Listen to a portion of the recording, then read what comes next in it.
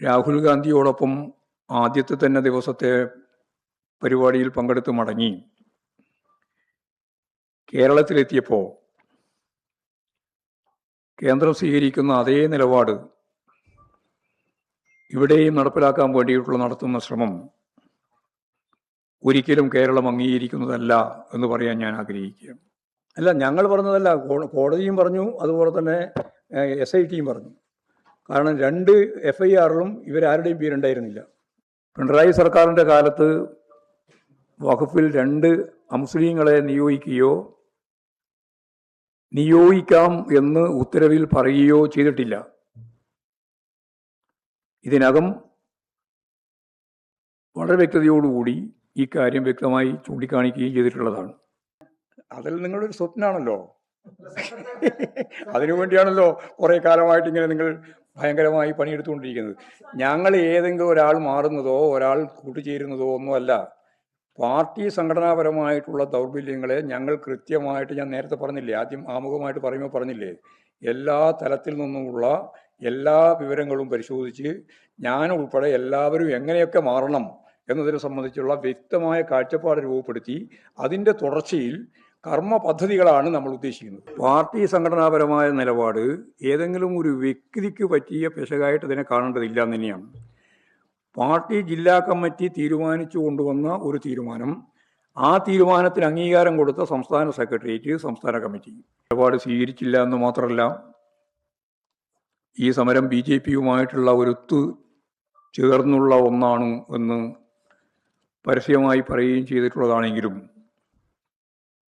അവസാന ഘട്ടം അവർക്ക് ഡൽഹിയിൽ നടന്ന ഈ വിദ്യാർത്ഥി വേട്ട, യുവജന വേട്ടയോടെ നിൽക്കക്കള്ളിയില്ലാതൊരു സാഹചര്യം വന്നപ്പോഴാണ് അവരും രംഗത്തിറങ്ങിയിട്ടുള്ളത്. നല്ലത് തന്നെയാണ്. ഇപ്പോൾ ഇന്ത്യ കൂട്ടുകെട്ടെല്ലാം ഒറ്റക്കെട്ടായിട്ട് പാർലമെന്റ് അംഗങ്ങൾ ഇന്നലെ ഗാന്ധി സ്മൃതി മണ്ഡപത്തിൽ മാർച്ചായിട്ട് പോയി പ്രതിജ്ഞ ചെയ്യുന്ന കാര്യം നമ്മൾ കണ്ടു. നല്ലത് തന്നെയാണ്. പക്ഷെ വിചിത്രമായ കാര്യം, VD സതീശൻ രാഹുൽ ഗാന്ധിയോടൊപ്പം ആദ്യത്തെ തന്നെ ദിവസത്തെ പരിപാടിയിൽ പങ്കെടുത്ത് മടങ്ങി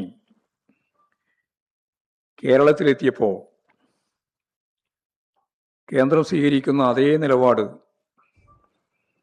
ഇവിടെയും നടപ്പിലാക്കാൻ വേണ്ടിയിട്ടുള്ള നടത്തുന്ന ശ്രമം ഒരിക്കലും കേരളം അംഗീകരിക്കുന്നതല്ല എന്ന് പറയാൻ ഞാൻ ആഗ്രഹിക്കുകയാണ്. ഡൽഹിയിൽ നടക്കുന്ന വിദ്യാർത്ഥി യുവജന പ്രക്ഷോഭത്തിന് പിന്തുണ പ്രഖ്യാപിച്ചുകൊണ്ട് കേരളത്തിലെ ഏറ്റവും പ്രമുഖനായ ഗായകൻ വേടൻ, റാപ്പർ ഗായകനാണ്, നമുക്ക് എല്ലാവർക്കും അറിയുന്നതാണ് വേടനെ. വേടൻ്റെ നേതൃത്വത്തിൽ കൊച്ചിയിൽ നടത്തിയ പ്രതിഷേധ പരിപാടിക്കെതിരെ ഇപ്പോൾ കേസെടുത്തിരിക്കുകയാണ്. സ്വാഭാവികമായും കേന്ദ്രത്തിൽ കോൺഗ്രസ് നേതാവിൻ്റെ ഒപ്പം നിന്ന് സമരം നടത്തുക, നടപടികൾ ആരംഭിക്കുന്നതിന് മുമ്പ് പിന്മാറിയിട്ടുണ്ടെങ്കിലും അദ്ദേഹം ആ സമരത്തിൽ പങ്കാളി തന്നെയാണ്. പക്ഷെ ഇവിടെ വന്ന്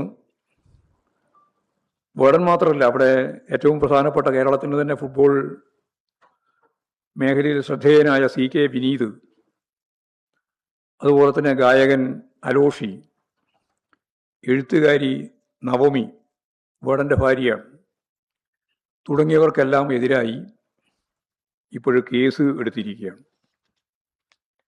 ഇത്തരത്തിൽ സാംസ്കാരിക കേരളത്തിൻ്റെ ഏറ്റവും ശ്രദ്ധേയമായ ആളുകളുടെ ഞാൻ നേരത്തെ പറഞ്ഞ പ്രതികരണത്തോടൊപ്പം പ്രായോഗികമായിട്ട് പ്രക്ഷോഭകാരികൾക്ക് പിന്തുണ പ്രഖ്യാപിച്ച് പാട്ടുപാടിയതിൻ്റെ പേരിൽ നടപടി സ്വീകരിക്കുന്ന നിലപാടിൽ നിന്ന് സർക്കാർ പിന്തിരിയണം എന്ന് തന്നെയാണ് അത് സംബന്ധിച്ച് പറയാനുള്ളത്.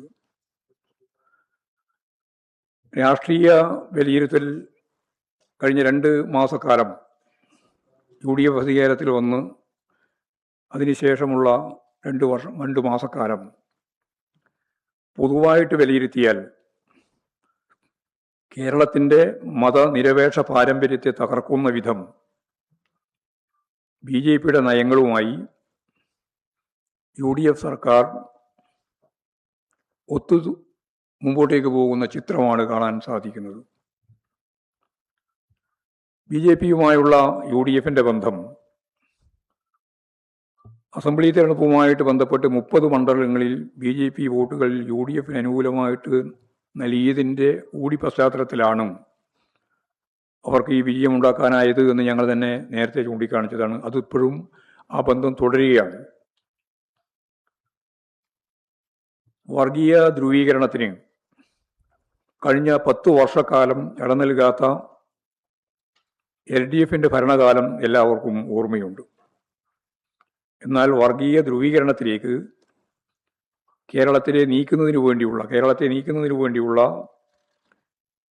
ശ്രമമാണ് BJPയും അതിൻ്റെ ഒപ്പം തന്നെ മിക്കവാറും ചേർന്നുകൊണ്ട് UDFും നടത്തിക്കൊണ്ടിരിക്കുന്നത്. വർഗീയ സംഘർഷങ്ങൾ UDFന്റെ കാലത്ത് എല്ലാ കാലത്തും നമ്മൾ കണ്ടിട്ടുള്ളത് തന്നെയാണ്. അപ്പോൾ ഇത്തരത്തിൽ നടത്തിക്കൊണ്ടിരിക്കുന്ന BJPയുടെയും UDFന്റെയും മുദ്രാവാക്യങ്ങളും കാഴ്ചപ്പാടുകളും ഒരേ രീതിയിൽ സ്വരൂപിച്ച് മുമ്പോട്ടേക്ക് പോകുന്ന കാവ്യവൽക്കരണ നടപടികളെ നമുക്ക് എതിർക്കാതിരിക്കാൻ സാധിക്കുന്നതല്ല.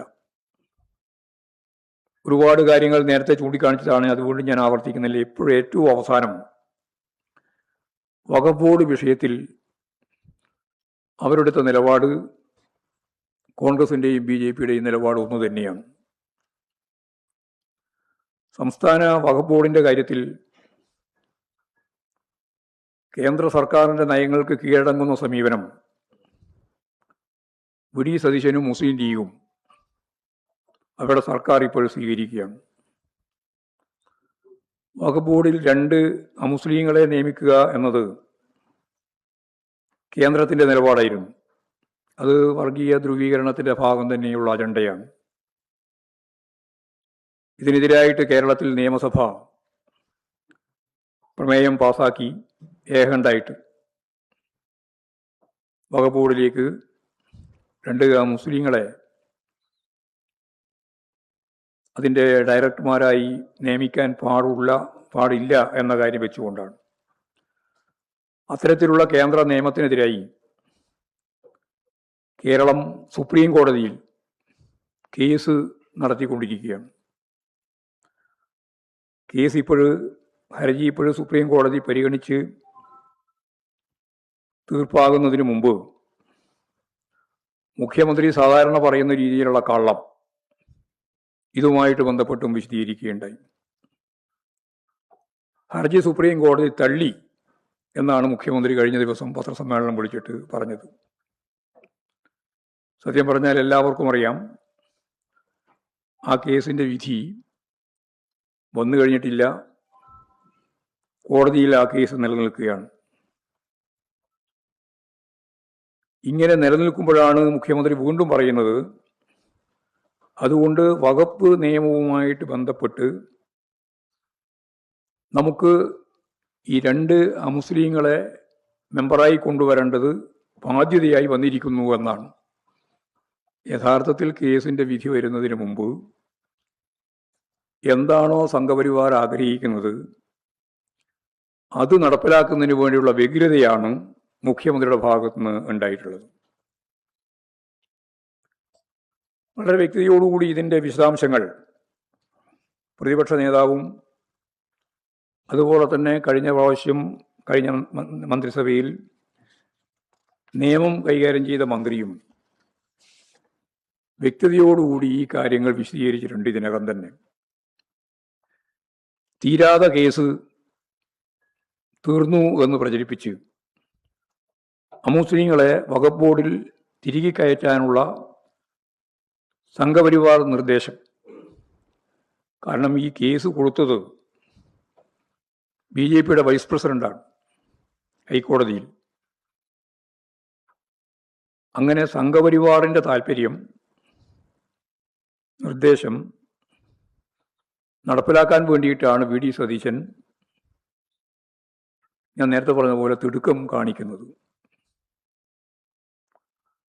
പിണറായി സർക്കാരിൻ്റെ കാലത്ത് വഖഫിൽ 2 അമുസ്ലിങ്ങളെ നിയോഗിക്കുകയോ നിയോഗിക്കാം എന്ന് ഉത്തരവിൽ പറയുകയോ ചെയ്തിട്ടില്ല. ഇതിനകം വളരെ വ്യക്തതയോടുകൂടി ഈ കാര്യം വ്യക്തമായി ചൂണ്ടിക്കാണിക്കുകയും ചെയ്തിട്ടുള്ളതാണ്. വഖഫ് നിയമ ഭേദഗതിക്ക് എതിരെ നിയമസഭയിൽ പ്രമേയം പാസാക്കുകയും നേരത്തെ പറഞ്ഞതുപോലെ കേസിൽ കക്ഷി ചേരുകയും ചെയ്യുന്ന നിലപാടാണ് കേരളം സ്വീകരിച്ചത്. അപ്പോൾ പിണറായി സർക്കാരിൻ്റെ സുപ്രീം കോടതിയിൽ ഇടപെടൽ മുന്നോട്ടേക്ക് കൊണ്ടുപോകാനാണ് യഥാർത്ഥത്തിൽ വി.ഡി. സതീശൻ ശ്രമിക്കേണ്ടിയിരുന്നത്. എന്നാൽ സംഘപരിവാർ നയങ്ങൾ നടപ്പിലാക്കാൻ ധൃതി കാണിക്കുകയാണ് ഇപ്പോഴും മുഖ്യമന്ത്രി ചെയ്തത്. വി.ഡി. സതീശൻ സർക്കാരിന് ബുദ്ധി തെളിഞ്ഞു എന്നാണ് സംഘപരിവാർ കോടതി നടപടികൾക്ക് ശേഷം പ്രചാരണം നടത്തിക്കൊണ്ടിരിക്കുന്നത്. വഖഫ് ബോർഡിൽ സെക്ഷൻ 14 അനുസരിച്ച്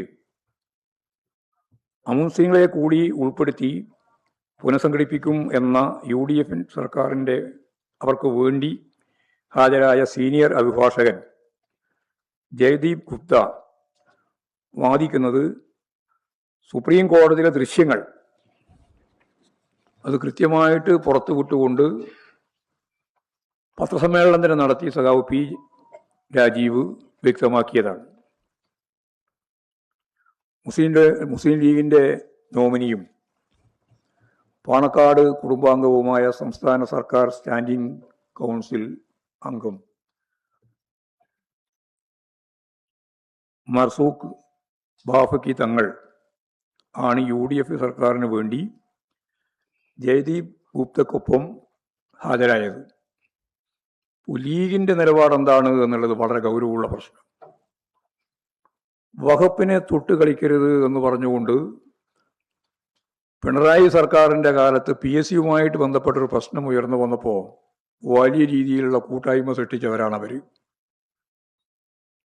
ഇപ്പോഴ് വഖഫ് ബോർഡിൽ തന്നെ 2 മുസ്ലിങ്ങളെ മെമ്പറായി ചേർക്കണമെന്ന ചേർക്കണമെന്ന ഗവൺമെൻറ്റിൻ്റെ വിധിക്ക് അല്ലെങ്കിൽ ഗവൺമെൻറ്റിൻ്റെ തീരുമാനത്തിനെതിരായി സുപ്രീം കോടതിയിൽ കേസ് നടക്കുമ്പോൾ ആ കേസിൽ ഗവൺമെൻറ്റിന് വേണ്ടി ലീഗ് നേതാവ് അഡീഷണൽ അഡ്വക്കേറ്റ് ജനറലുമായ മുഹമ്മദ് ഷാ ദില്ലിയിൽ നേരിട്ടെത്തി വഖഫ് കേസ് ജയ്ദീപ് ഗുപ്തക്ക് ബ്രീഫ് ചെയ്തു കൊടുത്തത് അതാവാം എന്നാണ്.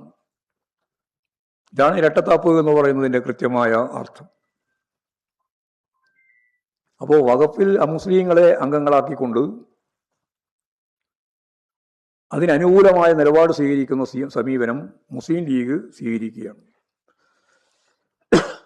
ബാബറി മസ്ജിദിൻ്റെ തകർച്ചയുടെ ഘട്ടത്തിൽ അതിനാവശ്യമായ എല്ലാ സഹായ സഹകരണങ്ങളും ചെയ്തു കൊടുത്തത് അന്നത്തെ ഗവൺമെൻറ്റാണ് എന്ന്, കോൺഗ്രസ് ഗവൺമെൻറ്റാണ് എന്ന് എല്ലാവർക്കും അറിയാം. അന്ന് കോൺഗ്രസിനോടൊപ്പം ബാബറി മസ്ജിദ് തകർച്ചക്ക് കൂട്ടുനിന്നവരാണ് മുസ്ലിം ലീഗ്. അതേ നിലപാട് തന്നെയാണ് ഇപ്പോഴും ശക്തിയായി സംഘപരിവാർ വിഭാഗങ്ങൾക്കൊപ്പം വി.ഡി. സതീശനും ചേർന്ന് ലീഗിൻ്റെ പിന്തുണയോടുകൂടി അമുസ്ലിങ്ങളെ വഖഫ് ബോർഡിൻ്റെ ഭാഗമായിട്ട് മാറ്റണം. അതിൻ്റെ പ്രത്യാഘാതം മറ്റു ചില സംസ്ഥാനങ്ങളിൽ അമുസ്ലിങ്ങൾ വഖഫ് ബോർഡിൻ്റെ ചെയർമാനായിട്ട് വരുന്നു എന്നുള്ളത് വരെയാണ്.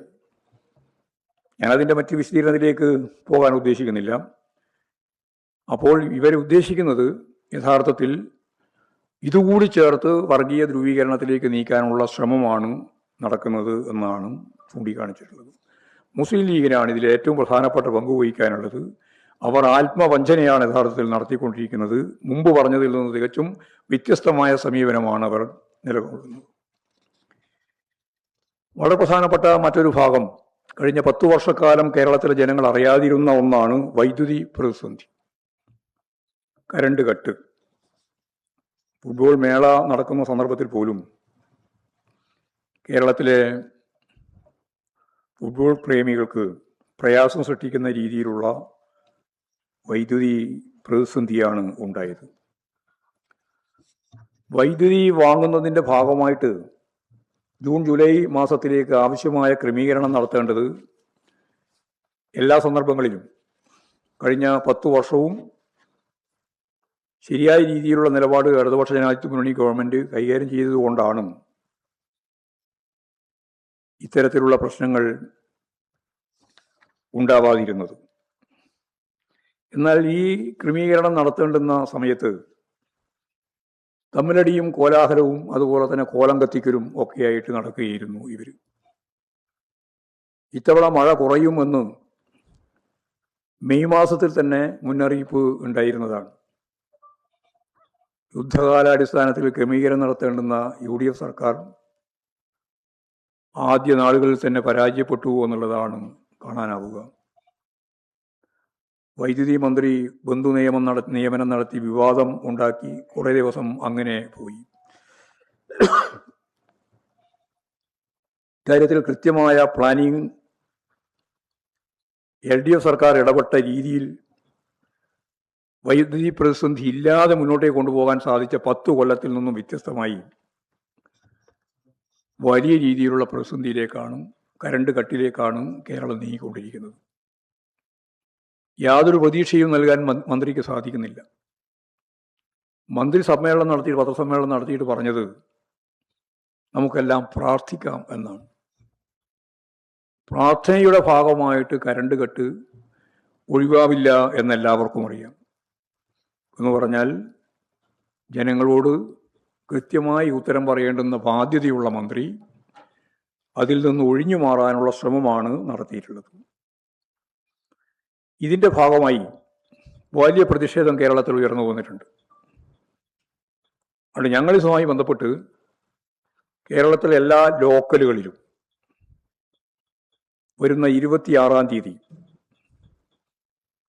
ഒരു പ്രതിഷേധ കൂട്ടായ്മ സംഘടിപ്പിക്കണം എന്ന് തീരുമാനിച്ചിട്ടുണ്ട്. എല്ലാ വീടുകളിലും അവരുടെ പ്രതിഷേധം അറിയിക്കത്തക്ക രീതിയിൽ 26-ാം തീയതി 7 മണിക്ക് പ്രതീകാത്മകമായിട്ടുള്ളൊരു സമരം എന്ന രീതിയിൽ മെഴുകുതിരി കത്തിച്ചുകൊണ്ട് എല്ലാ വീടുകളിലും മെഴുകുതിരി തെളിയിക്കുക, എല്ലാ ലോക്കൽ കേന്ദ്രങ്ങളിലും കൂട്ടായ്മ സൃഷ്ടിച്ചുകൊണ്ടുള്ള മെഴുകുതിരി കത്തിച്ചുകൊണ്ടുള്ള പ്രതിഷേധം രേഖപ്പെടുത്തുക. ഇത് കേരളത്തിലുടനീളം നടത്തേണ്ടുന്ന ഒരു മെഴുകുതിരി ഉപയോഗപ്പെടുത്തി പ്രതീകാത്മകമായി ഈ കരണ്ട് കട്ടിന് നേതൃത്വം കൊടുക്കുന്ന കേരളത്തിലെ ഗവൺമെൻറ്റിൻ്റെ സമീപനം തുറന്നു കാണിക്കത്തക്ക രീതിയിൽ വീടുകളിലും അതുപോലെ തന്നെ ഈ ഓരോ മേഖലയിലും ആ രീതിയിലുള്ള ഒരു പരിപാടി സംഘടിപ്പിക്കണമെന്ന് ഇപ്പോഴും ആലോചിച്ചിട്ടുണ്ട്. വളരെ പ്രധാനപ്പെട്ട മറ്റൊരു കാര്യം, തദ്ദേശ സ്വയംഭരണ സ്ഥാപനങ്ങളിലേക്ക് നൽകേണ്ടുന്ന ഫണ്ട് വലിയ രീതിയിൽ വെട്ടിക്കുറച്ചിരിക്കുന്നു എന്നുള്ളതാണ്. ഇപ്പോൾ തദ്ദേശ സ്വയംഭരണ സ്ഥാപനങ്ങൾ എന്ന് പറയുമ്പോൾ ഭൂരിപക്ഷവും UDFൻ്റെ ഭാഗമായിട്ടുള്ളതാണ്. മുമ്പ് ഞങ്ങൾക്കായിരുന്നു നല്ല ഭൂരിപക്ഷം ഉണ്ടായിരുന്നത്. ഇപ്രാവശ്യത്തെ തിരഞ്ഞെടുപ്പോടുകൂടി ജില്ലാ പഞ്ചായത്ത് സമാസമാണെങ്കിലും ബാക്കി എല്ലാറ്റിലും അവർക്കാണ് മുൻകൈ. പക്ഷേ തദ്ദേശ സ്വയംഭരണ സ്ഥാപനങ്ങളുടെ ഫണ്ട് വെട്ടിക്കുറക്കുന്നു എന്നതുകൊണ്ട് മുൻകൈയുള്ള UDFൻ്റെ ഭരണ സംവിധാനമല്ലേ എന്തെങ്കിലും ആയിക്കോട്ടെ എന്ന നിലപാട് സ്വീകരിക്കാൻ ഇടതുപക്ഷ ജനാധിപത്യ മുന്നണിക്ക് സാധിക്കുന്നതല്ല. അതിൻ്റെ ഭാഗമായി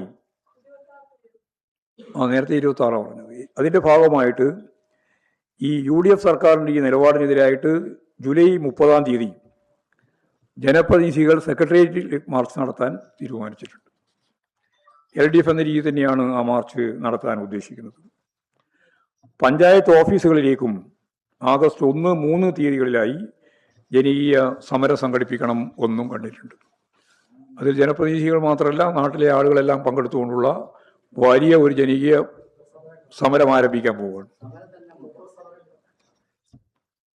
LDFൻ്റെ കാലത്ത് 17,901 കോടിയാണ് വകയിരുത്തിയിരുന്നത് തദ്ദേശ സ്വയംഭരണ സ്ഥാപനങ്ങളുടെ പരിപാടികൾ പൂർത്തിയാക്കുന്നതിന് വേണ്ടി. അതിപ്പോഴും 16,369 കോടിയായിട്ട് കുറച്ചു.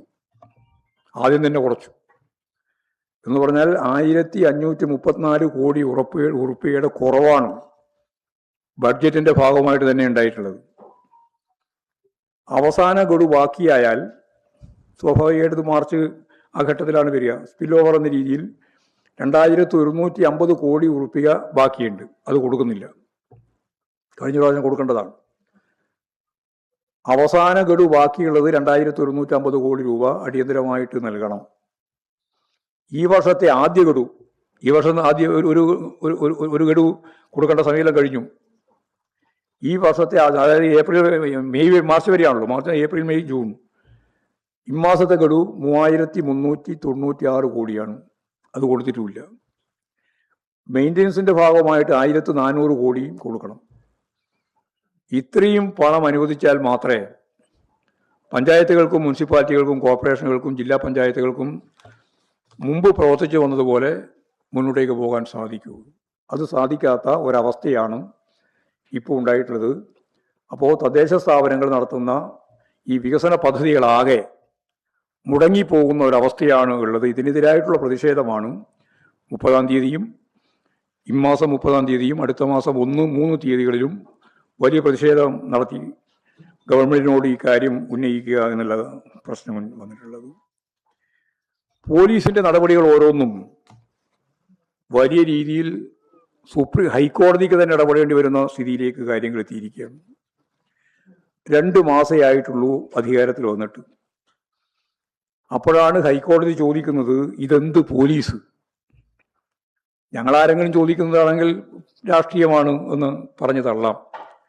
പക്ഷെ ഇതെന്ത് പോലീസ് എന്ന് ചോദിക്കുന്നത് ഹൈക്കോടതി തന്നെയാണ്.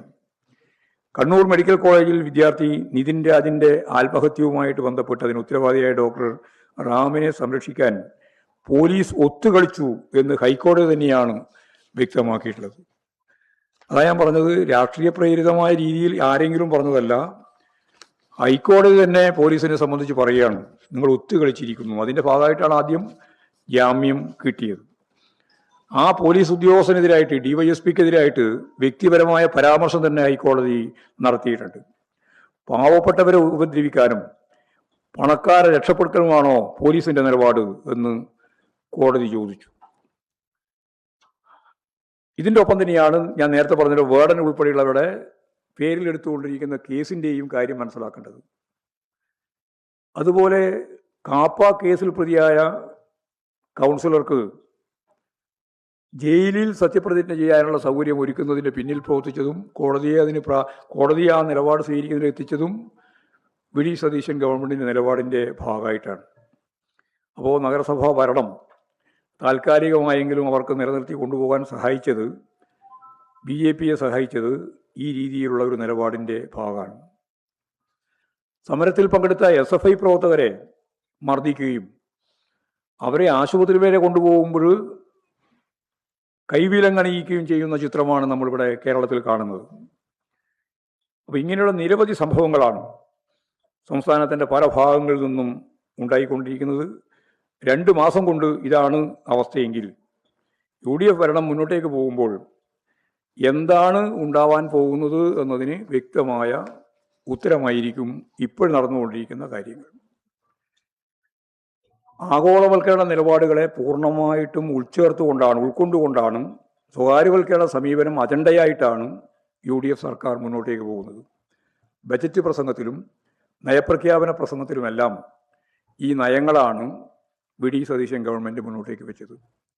അതിൻ്റെ കാര്യങ്ങളെല്ലാം മുമ്പ് വിശദീകരിച്ചതുകൊണ്ട് ഞാൻ അതിലേക്ക് കടക്കുന്നില്ല.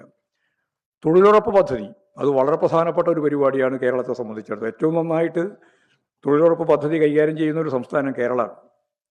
ആ പദ്ധതി അട്ടിമറിക്കുകയാണ് കേന്ദ്ര ഗവൺമെൻറ് ചെയ്യുന്നത്. ഈ അട്ടിമറിക്കുന്ന നിലപാടിനെതിരായിട്ട് ഒരു അക്ഷരം പറയാൻ വി.ഡി. സതീശൻ ഗവൺമെൻറ് തയ്യാറില്ല.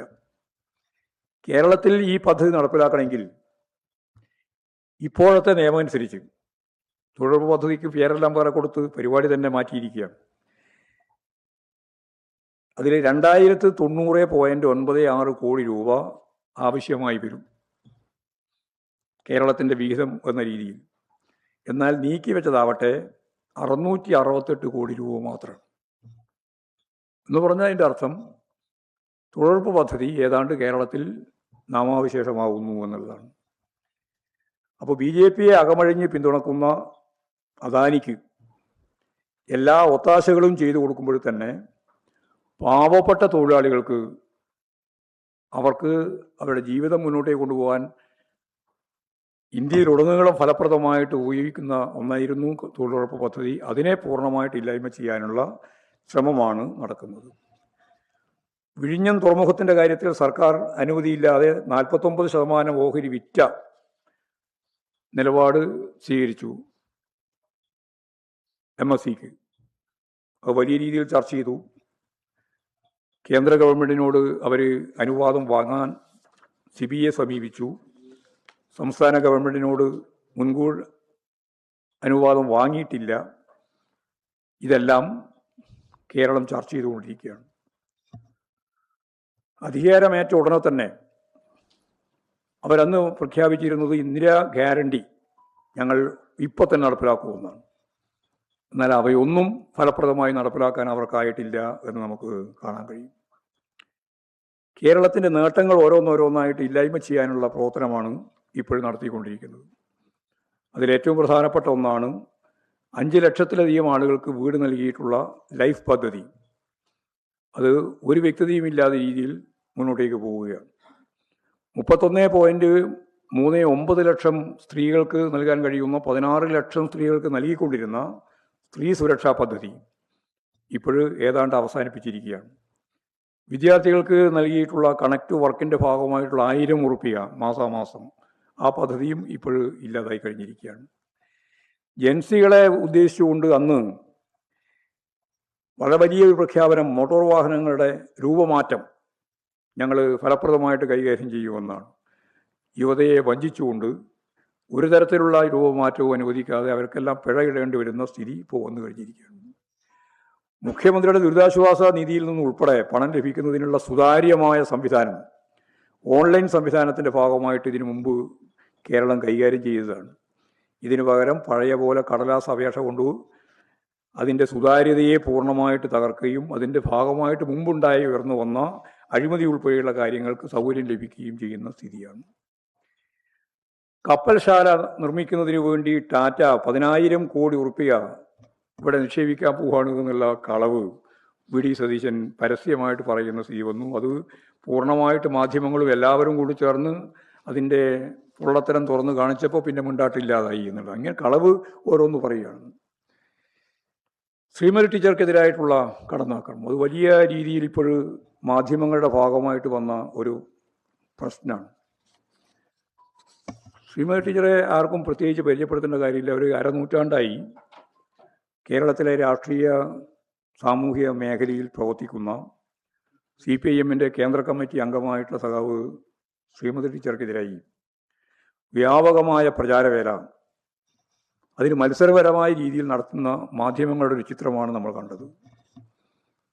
അപ്പോൾ CPIMൻ്റെ കേന്ദ്ര കമ്മിറ്റി അംഗവും മഹിളാ അസോസിയേഷൻ്റെ അഖിലേന്ത്യാ പ്രസിഡന്റുമായ സഖാവ് PK ശ്രീമതി ടീച്ചറെ പറ്റി പറഞ്ഞിട്ടുള്ളത്, PK ശ്രീമതി ടീച്ചർ ഒരു MLAയുടെ ഭാര്യയുടെ പേരിലുള്ള കുടുംബ പെൻഷൻ വാങ്ങുന്നു എന്ന പച്ചക്കള്ളമാണ്. വ്യാപകമായ പ്രചരണമാണ് ഇതിൻ്റെ ഭാഗമായിട്ട് നടത്തിയത്. 1960-ൽ തൃശ്ശൂർ ജില്ലയിലെ കുന്നംകുളം MLA ആയിരുന്ന PR കൃഷ്ണൻ്റെ ഭാര്യ PK ശ്രീമതിയാണ് ഭർത്താവിൻ്റെ മരണശേഷം കുടുംബ പെൻഷൻ കൈപ്പറ്റിയിരുന്നത് എന്നത് വസ്തുതയാണ്, എന്നതാണ് കാര്യം. എന്നാൽ ഇത് മറച്ചു വെച്ചു. ഇപ്പോൾ രണ്ടുപേരും മരിച്ചു. അതായത് ശ്രീമതി ടീച്ചറും മരിച്ചു, അതേപോലെ തന്നെ PR കൃഷ്ണനും മരിച്ചു. എന്നാൽ സ്വാതന്ത്ര്യ സമര സേനാനിയും കോൺഗ്രസ് നേതാവുമായിരുന്ന PR കൃഷ്ണൻ സംസ്ഥാനത്ത് അറിയപ്പെടുന്ന കോൺഗ്രസ് നേതാക്കന്മാരുടെ പട്ടികയിലാണ്.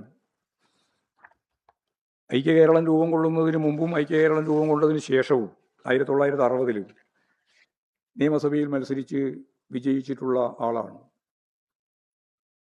1998 ജൂലൈ 7-നാണ് അദ്ദേഹം മരിച്ചത്. അദ്ദേഹത്തിൻ്റെ MLA പെൻഷനാണ് ഭാര്യ PK ശ്രീമതിക്ക് ലഭിച്ചിരുന്നത്. PR കൃഷ്ണൻ്റെ മകൻ ഇന്നലെ മാധ്യമങ്ങളോട് ഈ വിഷയത്തിൽ പ്രതികരിക്കുകയും ചെയ്തിട്ടുണ്ട്. ഇങ്ങനെയുള്ള കള്ളത്തരങ്ങൾ പാർട്ടി നേതാക്കൾക്കെതിരായിട്ട്, പ്രത്യേകിച്ച് വനിതാ സഖാക്കൾക്കെതിരായി അടിച്ചുവിടുന്നതിന് യാതൊരു തരത്തിലുള്ള ജാള്യതയും കാണിക്കാത്ത ഈ പത്രപ്രവർത്തന അല്ലെങ്കിൽ മാധ്യമ ശൃംഖലയിലെ ഇത്തരം കടന്നാക്രമങ്ങളെ, വ്യാജ വാർത്ത നൽകുന്ന ഇത്തരം കടന്നാക്രമങ്ങളെ അതിശക്തിയായിട്ട് എതിർത്ത് പരാജയപ്പെടുത്തേണ്ടതുണ്ട്. മാധ്യമങ്ങളും അത് ഗൗരവപൂർവം പരിശോധിക്കേണ്ടതാണ്. തെറ്റായ വാർത്തകൾ ഉണ്ടാക്കി മനുഷ്യനെതിരായിട്ട്, സാധാരണ മനുഷ്യർക്കെതിരായിട്ട് അതിശക്തിയായ പ്രചാരവേല സംഘടിപ്പിക്കുന്ന നിലപാടിനെ അതിശക്തിയായിട്ട് പാർട്ടി സംസ്ഥാന കമ്മിറ്റി എതിർക്കുകയാണ്. ഇന്നലെ സംസ്ഥാന കമ്മിറ്റി ഈ കാര്യം പരിശോധിച്ചിട്ട് PK ശ്രീമതി ടീച്ചറോട് നിയമപരമായ നിലപാടുകൾ സ്വീകരിക്കണം, ഒപ്പം മഹിളാ പ്രസ്ഥാനം അതിശക്തിയായിട്ട് ഇതിനെതിരായിട്ടുള്ള പ്രതികരിക്കുകയും വേണം എന്നിപ്പോൾ തീരുമാനിച്ചിട്ടുണ്ട്.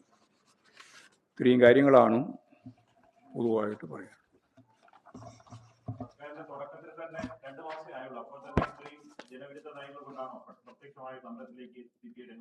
ഞങ്ങൾ ആദ്യം മുതലേ പറഞ്ഞിട്ടുള്ളൊരു കാര്യം, ഞങ്ങൾ മുൻവിധിയോടുകൂടി ഒന്നിനെയും സമീപിക്കുന്നില്ല. ഓരോന്നോരോന്നായിട്ട് വരുമ്പോൾ പ്രതികരിക്കാതെ മുന്നോട്ടേക്ക് പോകാനാവില്ല എന്ന നിലയുള്ള സന്ദർഭത്തിലാണ് ചെറുതായ രീതിയിൽ സമരങ്ങളിലേക്കും പ്രക്ഷോഭങ്ങളിലേക്കും പോകേണ്ടി വരുന്നത്. രണ്ട് കാര്യമാണ്. ഒന്ന്, കറണ്ട് കട്ട്. പ്രതിഷേധിക്കാൻ പറ്റില്ല, ജനങ്ങൾക്ക് ആർക്കും പ്രതിഷേധിക്കാൻ പറ്റില്ല. രണ്ട്, ഞാൻ നേരത്തെ പറഞ്ഞതുപോലെ വളരെ ഫലപ്രദമായ രീതിയിലുള്ള തദ്ദേശ സ്വയംഭരണ സ്ഥാപനങ്ങളുടെ പ്രവർത്തനങ്ങൾ ഒരു തരത്തിലും മുന്നോട്ടേക്ക് പോകാൻ കഴിയാത്തൊരവസ്ഥ. ഈ രണ്ട് കാര്യവും വെച്ച് ശക്തിയായ സമരത്തിലേക്ക് നീങ്ങുക എന്നുള്ളത് തന്നെയാണ് ഉദ്ദേശിക്കുന്നത്.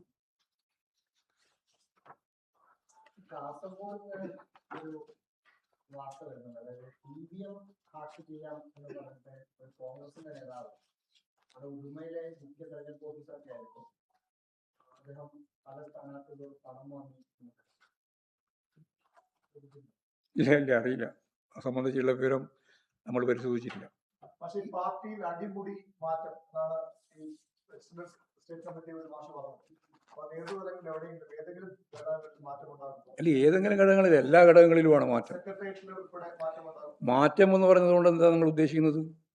ഞാൻ ഉദ്ദേശിക്കുന്നത് സംഘടനാപരവും രാഷ്ട്രീയവും പ്രത്യയശാസ്ത്രപരവുമായ ഉള്ളടക്കം ഫലപ്രദമായിട്ട് കൈകാര്യം ചെയ്യാൻ പ്രാപ്തിയുള്ള പാർട്ടി മെമ്പർ മുതൽ മേലെ, അങ്ങനെയാണ്. അതായത് പാർട്ടി മെമ്പറെ പോലും അത്തരത്തിലുള്ള പ്രവർത്തനങ്ങൾക്ക് സജ്ജമാക്കുക എന്നുള്ളതാണ് ഒരു പുതുക്കിപ്പണിയൽ പാർട്ടിക്കകത്ത് ഉടനീളം നടക്കേണ്ടിയുണ്ട്.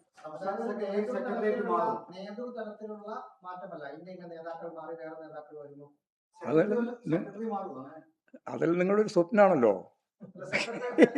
അതിനുവേണ്ടിയാണല്ലോ കുറേ കാലമായിട്ട് ഇങ്ങനെ നിങ്ങൾ ഭയങ്കരമായി പണിയെടുത്തുകൊണ്ടിരിക്കുന്നത്.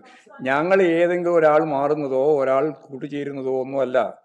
പാർട്ടി സംഘടനാപരമായിട്ടുള്ള ദൗർബല്യങ്ങളെ ഞങ്ങൾ കൃത്യമായിട്ട്, ഞാൻ നേരത്തെ പറഞ്ഞില്ലേ, ആദ്യം ആമുഖമായിട്ട് പറയുമ്പോൾ പറഞ്ഞില്ലേ, എല്ലാ തലത്തിൽ നിന്നുമുള്ള എല്ലാ വിവരങ്ങളും പരിശോധിച്ച് ഞാൻ ഉൾപ്പെടെ എല്ലാവരും എങ്ങനെയൊക്കെ മാറണം എന്നതിനെ സംബന്ധിച്ചുള്ള വ്യക്തമായ കാഴ്ചപ്പാട് രൂപപ്പെടുത്തി അതിൻ്റെ തുടർച്ചയിൽ കർമ്മ പദ്ധതികളാണ് നമ്മൾ ഉദ്ദേശിക്കുന്നത്. അത് നിങ്ങളുടെ അതൊന്നും ഞാനിപ്പോൾ പറയുന്നില്ല. അതെല്ലാം സംബന്ധിച്ച് ഞങ്ങൾ ചർച്ച ചെയ്ത് ആവശ്യമായ നിലപാട് സ്വീകരിക്കും. വേണ്ടിവരെങ്കിൽ അങ്ങനെ എടുക്കാം. പക്ഷേ അതാണ് ഉദ്ദേശം എന്നുള്ള രീതിയിൽ നിങ്ങൾ പ്രചരിപ്പിക്കേണ്ടത്. നിങ്ങൾ പ്രചരിപ്പിച്ചുകൊണ്ടിരിക്കുന്നതാണ്. കാലം ആവശ്യപ്പെടുന്നതല്ല, അതിൻ്റെ അപ്പുറത്തുള്ള മാറ്റമാണ് ഞങ്ങൾ ഉദ്ദേശിക്കുന്നത്. അതിൻ്റെ അപ്പുറത്തുള്ള മാറ്റമാണ്. ആള് മാറുന്നതുകൊണ്ട് ആണോ മാറ്റം ഉണ്ടാകുക? മാറ്റം എന്ന് പറഞ്ഞാൽ എന്താ? നമുക്കെല്ലാവർക്കും അറിയാലോ, മാറ്റം എന്ന് പറഞ്ഞാൽ എല്ലാം മാറിക്കൊണ്ടിരിക്കുകയാണ്. മാറ്റത്തിന് വിധേയമാവാത്ത ഒരാളും തന്നെ നമ്മുടെ നാട്ടിലും പ്രപഞ്ചത്തിലും ഇല്ല. എല്ലാം മാറിക്കൊണ്ടിരിക്കുകയാണ്. എല്ലാവരെയും മാറ്റാനാണ് ഉദ്ദേശിക്കുന്നത്. എല്ലാവരുടെയും മാറ്റം എന്ന് പറയുന്നത് എല്ലാവരുടെയും മനസ്സ്, അവരുടെ നിലപാട് ഒക്കെ മാറ്റത്തിന് വിധേയമായി മുമ്പോട്ടേക്ക് പോകേണ്ടിയുണ്ട്. അങ്ങനെ മുന്നോട്ടേക്ക് പോകും. അത് നിങ്ങൾ ചില ആഗ്രഹം മാത്രം.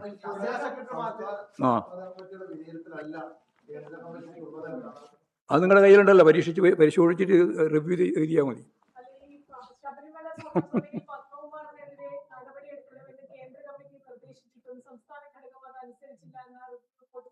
അങ്ങനെ പറഞ്ഞിട്ടില്ല. റിവ്യൂ റിപ്പോർട്ട് നന്നായി വായിച്ചു നോക്കിയാൽ മതി. ഒന്നും കൂടി വായിച്ചു നോക്കൂ. വായിച്ചു നോക്കൂ. ഇല്ല, അങ്ങനെ പറഞ്ഞിട്ടില്ല. ഇത് സംഘടനാപരമായ കാര്യമല്ല. അവരുടെ നിർദ്ദേശങ്ങളും അതുപോലെ തന്നെ കാര്യങ്ങളും എല്ലാം പാർട്ടി പരിശോധിച്ചുകൊണ്ടാണ് പാർട്ടി നിലപാട് സ്വീകരിച്ച് മുമ്പോട്ടേക്ക് പോവുക. അങ്ങനെയാണ് പാർട്ടി നിലപാട്. പാർട്ടി സെൻട്രൽ കമ്മിറ്റി പറയുന്നത്, പാർട്ടി PB പറയുന്നത് ഒക്കെ ശ്രദ്ധിച്ചുകൊണ്ട് അതിനടിസ്ഥാനപ്പെടുത്തി നിലപാടുകൾ സ്വീകരിച്ചുകൊണ്ടാണ് പാർട്ടി പൊതുവെ മുന്നോട്ടേക്ക് പോവുക. അതാണ് പാർട്ടി പറഞ്ഞത്. ആയിക്കോട്ടെ, അതൊക്കെ ഞങ്ങൾ വായിച്ചതല്ലേ, ഞാൻ ഉൾപ്പെടെ തയ്യാറാക്കിയ റിപ്പോർട്ടാണല്ലോ. PBയും അതുപോലെ തന്നെ CCയും തയ്യാറാക്കിയ റിപ്പോർട്ട്. അതുകൊണ്ട് കൃത്യമായിട്ട് ഞങ്ങൾക്കറിയാം എന്താണ് ഉപയോഗിച്ചത്. ഉപയോഗിച്ച പദം വരെ നമുക്കറിയാം. അല്ല, ഇല്ലെന്ന് പറഞ്ഞതല്ല, ഞാൻ ഇല്ല എന്നല്ല പറഞ്ഞത്. അതായത് സെൻട്രൽ കമ്മിറ്റിയുടെ, അതായത് PB തയ്യാറാക്കി സെൻട്രൽ കമ്മിറ്റിയുടെ മുമ്പിൽ വെച്ച് അവിടെ ചർച്ച ചെയ്ത് തീരുമാനിച്ചു വന്ന രാഷ്ട്രീയമായ റിവ്യൂ, ആ റിവ്യൂ റിപ്പോർട്ട് കൂടി ചേർത്തുകൊണ്ടാണ് പാർട്ടി മുന്നോട്ടേക്ക് പോവുക എന്നാണ് പറഞ്ഞത്.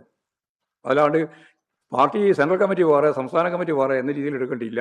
അങ്ങനെ വരുമ്പോൾ സെൻട്രൽ കമ്മിറ്റിയുടെ നിർദ്ദേശങ്ങൾ, പാർട്ടി PBയുടെ നിർദ്ദേശങ്ങൾ, അല്ലെങ്കിൽ മേലയിൽ നിന്ന് വരുന്ന സഖാക്കളുടെ നിർദ്ദേശങ്ങൾ, ഇതെല്ലാം ചേർത്തുകൊണ്ട് പരിശോധിച്ചുകൊണ്ടാണ് പാർട്ടി മുമ്പോട്ടേക്ക് പോകുന്നത്. ആഴത്തിലുള്ള തിരുത്തൽ വേണമെന്ന് തന്നെയാണ് പാർട്ടി സംസ്ഥാന കമ്മിറ്റി ഉടനീളം പറഞ്ഞത്, സെൻട്രൽ കമ്മിറ്റിയും പറഞ്ഞത്. ഒരു സംശയമില്ല. എല്ലാം പറഞ്ഞിട്ടുണ്ട്, ഞങ്ങൾ തന്നെ പറഞ്ഞിട്ടുള്ളത്, സംസ്ഥാന കമ്മിറ്റി തന്നെ പറഞ്ഞു.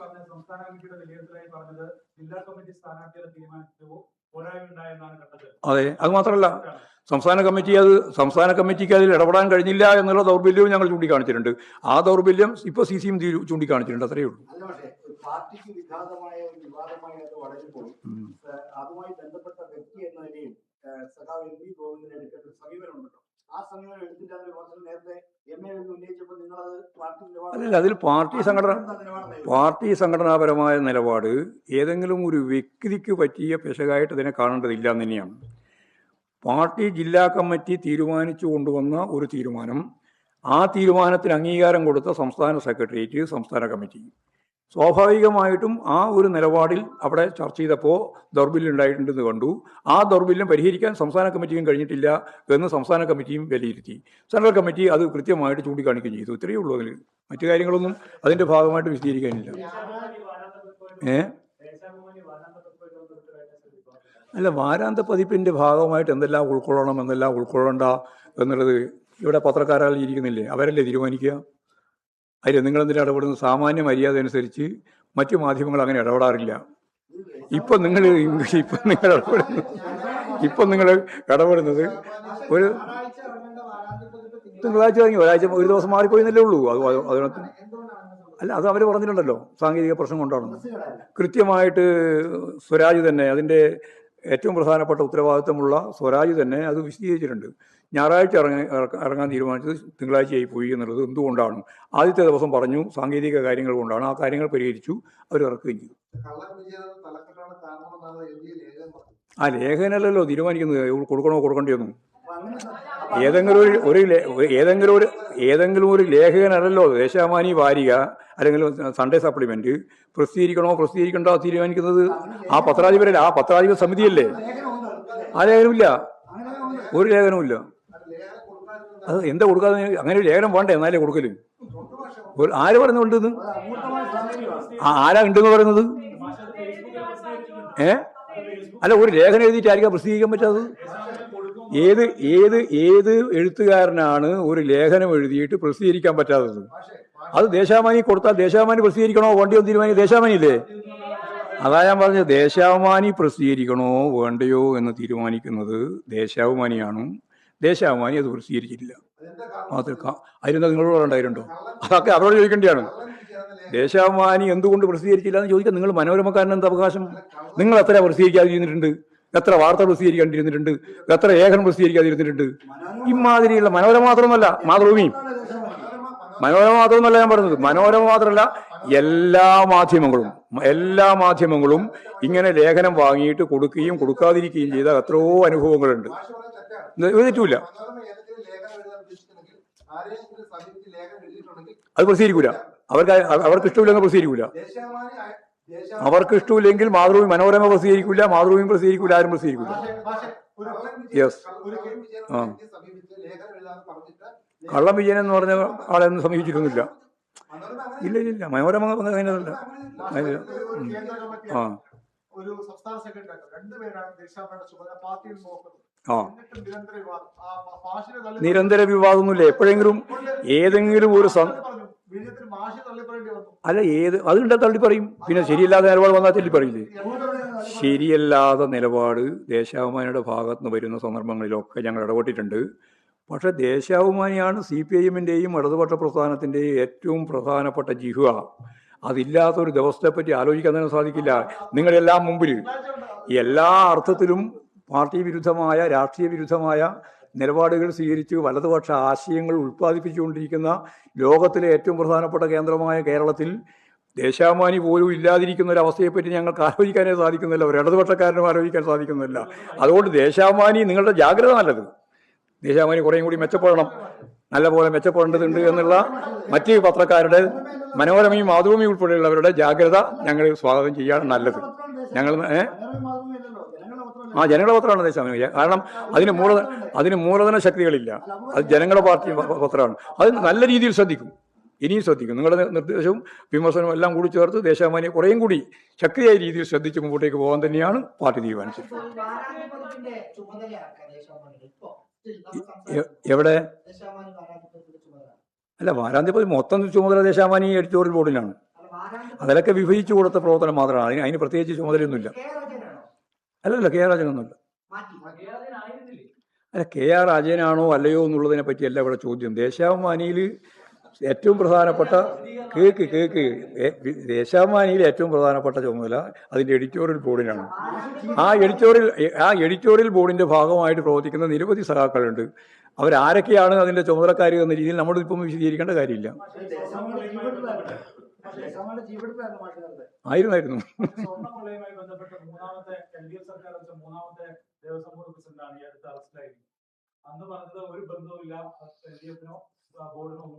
അല്ല, ഞങ്ങൾ പറഞ്ഞതല്ല, കോടതിയും പറഞ്ഞു, അതുപോലെ തന്നെ SITയും പറഞ്ഞു. കാരണം 2 FIRലും ഇവരാരുടെയും പേരുണ്ടായിരുന്നില്ല. ആദ്യത്തെ FIRലും ഇല്ല, രണ്ടാമത്തെ FIRലും ഇല്ല. ഇപ്പോഴും ഗവൺമെൻറ് മാറി വന്നതിന് ശേഷം മന്ത്രി തന്നെ ശക്തിയായിട്ട് ഇടപെടുന്ന നിലയുണ്ടായി എന്നുള്ളത് അന്ന് വിമർശനപരമായിട്ട് വന്നെയാണ്. അതൊക്കെ വെച്ച് എന്തൊക്കെയാണ് എന്നുള്ളത് സൂക്ഷ്മമായിട്ട് പരിശോധിച്ച് വേണം കൃത്യമായ നിലപാട് സ്വീകരിക്കാനെന്നാണ് പാർട്ടി അതിനെ സംബന്ധിച്ച് കണ്ടിട്ടുള്ളത്. ഞങ്ങൾ SITയെ തള്ളി പറയുന്നില്ല. എന്നാൽ ഒരു ഘട്ടത്തിലും പേര് ഇല്ലാതെ